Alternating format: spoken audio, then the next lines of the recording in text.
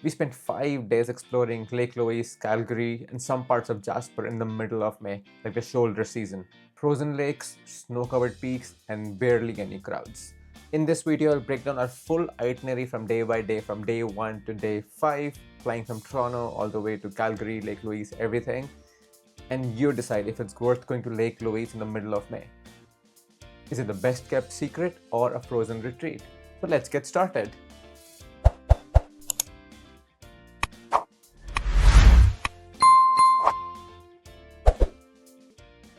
This was a big day. We slept for a couple hours last night and woke up at 3:30 a.m. just to get ready and hit the road to Lake Louise. It was cold, around -2 degrees Celsius and 28 degrees Fahrenheit, and the lake was still partially frozen. Short wedding and family photo shoot in the early morning light, and then grabbed coffee and changed outfits. Next thing on the list was a hike. For hiking, you have a couple of good options: a flat lakeside walk, the Fairmont Lookout Trail for a medium challenge, or the Treehouse Trail if you're up for some serious climb. Since conditions were okay, we went for the Treehouse Trail.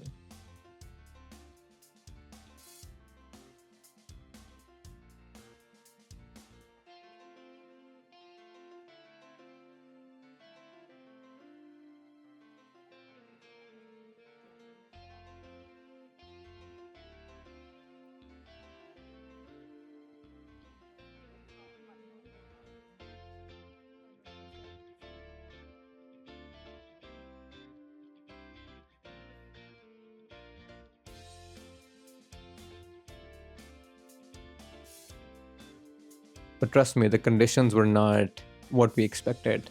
We were greeted with ice covered peaks, we were greeted with snowy pathways, but we somehow managed to complete the hike.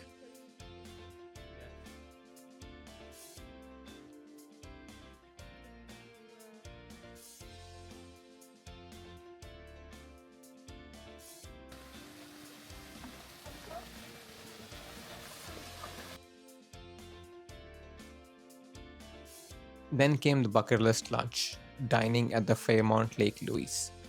Pricey, but the views are unreal. Afterwards, we headed back to Canmore for a relaxed dinner at our Airbnb. We kept day 3 quite flexible because everyone was a little tired after running for last 2 days. After a late start, we relaxed and planned out the remaining stops for the day.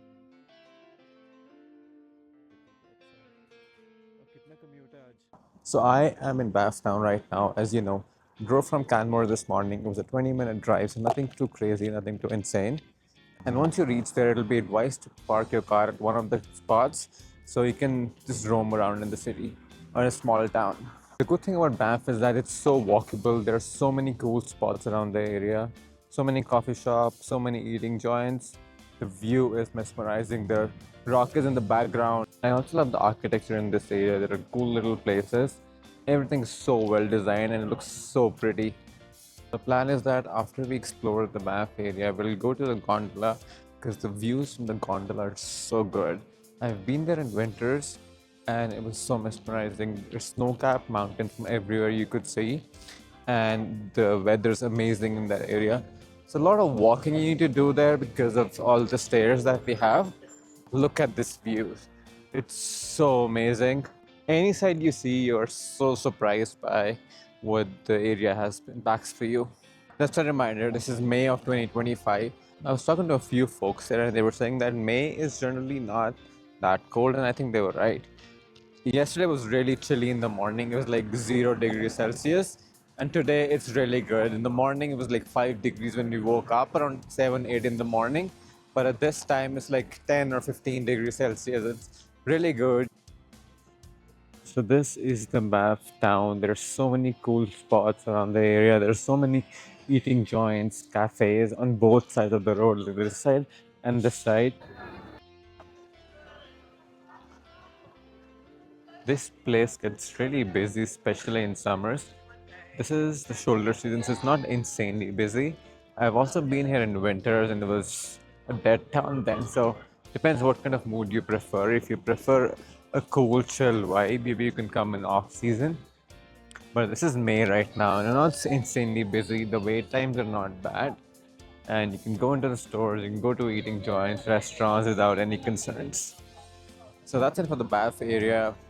Next stop would be Sulphur Mountain and the Banff Gondola. It's not too far from here, 20-minute drive maximum with traffic and everything. And we'll go up the gondola and enjoy the Sulphur Mountain views.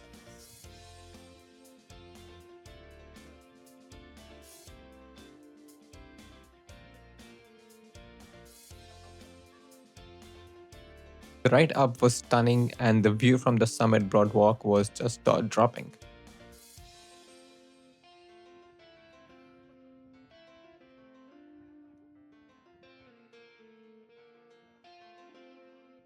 After enjoying the Sulphur Mountain views, we came down the gondola and drove right to Banff, which was like a 10-minute drive, and grabbed a quick dinner.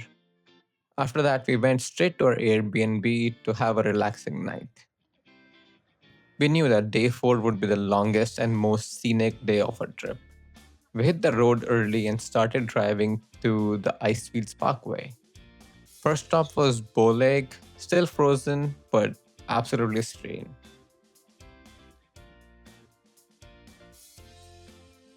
Next on the list was Puerto Lake Viewpoint, and the third one on the list was Athabasca Glacier. We did the tow walk and explored the area because it needed a little more time if we wanted to go up and take the big trucks. Out of all three, we spent most time climbing up the glacier because that was so much fun. It wasn't too cold, the weather was good, a light jacket was all you need. After spending a couple of hours taking some amazing pictures, we had two options. One was to go up towards Jasper, which was another hour and a half, or the other was to come back to Banff and Canmorfer, and the drive was similar hour and a half. Both options were viable as it was midday, but we decided to come back towards Banff and enjoy the relaxed views and see if we can explore some wildlife. So we drove back from Icefields Parkway, which was an hour and a half, came back to Banff and did a couple of drives around the area. To our surprise, we saw a couple of different animals around Banff. If you want to explore wildlife, there are high chances you'll see something if you're around the Banff area.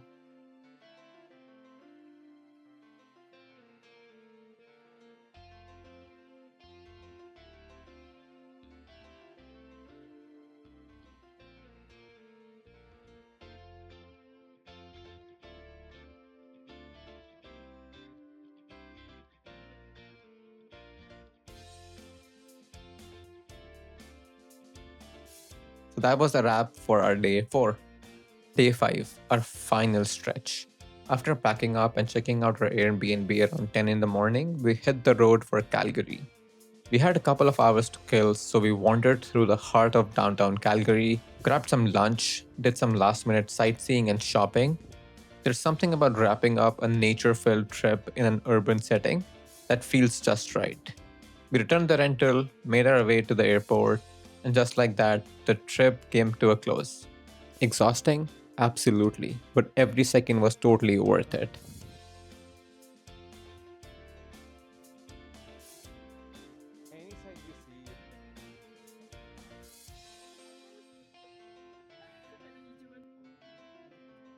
So, what do you think? Is May the best time to visit Calgary and Banff and the surrounding areas?